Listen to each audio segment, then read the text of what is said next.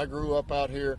When I got out of school on Friday, I'd bring a sleeping bag and I'd sleep on this pier. Mobile County Commissioner Randall Dewitt remembers, as a teenager, spending hours and then some casting a line from Cedar Point Pier. We'd catch white trout, speckled trout, flounder, red drum. Since then, the pier at the north end of the Dauphin Island Bridge has seen better days. Numerous tropical storms and hurricanes have worn away at the pier, especially during the days it was privately owned.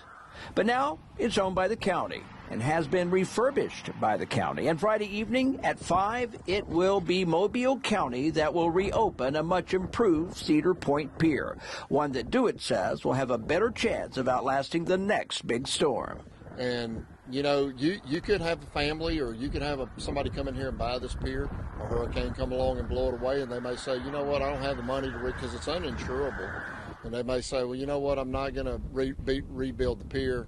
And then this opportunity for people to fish is gone.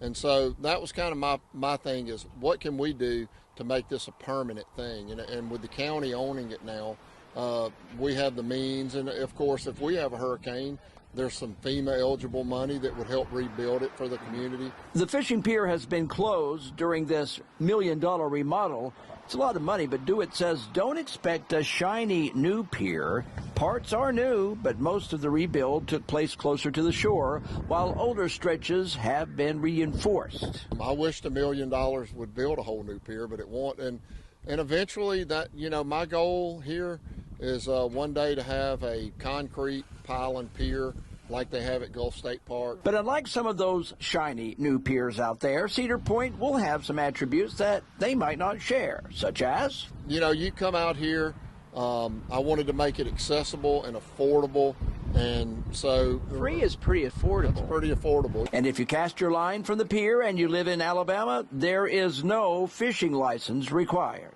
The county buys a permit from the state that covers if you're an Alabama resident. If you live in Mississippi or Louisiana or Florida, then you have to have an out-of-state license. But it covers anybody that lives in Alabama.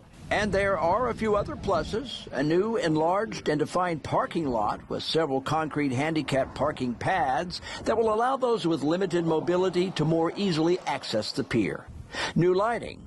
New catch and cleaning tables, new office and restrooms that can be wheeled away before a big storm arrives.